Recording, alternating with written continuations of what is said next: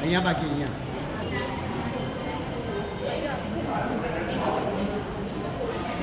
જયેશ કુમાર ગણપતભાઈ પરમારને વિનંતી કરીશ કે તેઓ સ્ટેજ પાસે આવે અને તેજલબેનને વિનંતી કરીશ કે તેઓનું સન્માન કરે.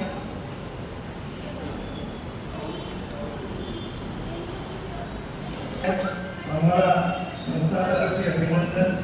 તમે આપનો અમૂલ્ય ફાળો જે આપી ને આ રંગોળી સંસ્થા તમારા ઘરને ભરી છે. અમે દર વર્ષે આવા